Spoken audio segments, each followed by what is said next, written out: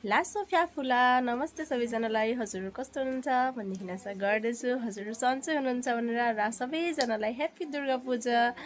र हामी चाहिँ अहिले देवी दर्शन गर्न जानु आँटेको।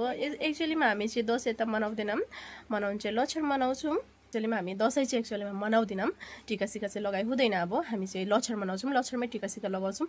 तर यतिकै अब दर्शन सर्शन गर्नु त पाइयो नि त नि है। दर्शन सर्शन गर्न त पाइयो, अनि त्यही भएर अहिले चाहिँ दर्शन गर्नु हिँडेको हामी, देवी दर्शन गर्नु। र हामी चाहिँ आज चाहिँ पुरा फ्यामिली जानु आँटेको।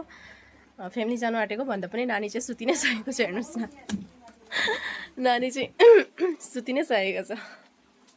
ए यहाँ बाउ छोरी यहाँनिरै राखेको छ। जानुलाई ठिकठाक परो हो र नानी चप्पल लगाएर सुतिरहेको छ। अहिले चाहिँ हामी फास्ट शान्तिपुर जाने हो, शान्तिपुर जाने हो आज चाहिँ। अनि त्यसपछि चाहिँ जाने हो कहाँ भन्दाखेरि आज चाहिँ हामी उता जाने भनेर नि सोचिरहेछौँ। के भन्छ भाइ पनि ठिक परेर हो। यसले चाहिँ नयाँ लुगा हिजो राति नै लगायो नि त नि, अन्त एउटा अहिले चाहिँ स्कुल ड्रेस लगाएर आएको छ हो। स्कुल ड्रेस चाहिँ होइन एक्चुअली लुगा यतिकै भनिदिएको है तपाईँहरूलाई।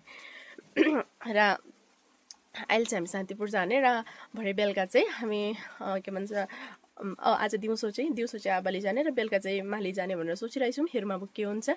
र हजुरहरूले मलाई देख्नुभयो भने कहीँ मलाई चिन्नुभयो भने के अरे त्यो बातचात गर्नु होला है। म पनि बात गर्नेछु, भेटौँ है, अनि सँगै पूजा गर्नुपर्छ। र ल अब चाहिँ म हजुरहरूलाई नेक्स्ट भिडियोमा फेरि नेक्स्ट क्लिपमा फेरि शान्तिपुरको दर्शन गरेको भिडियोहरू देखाउने छु।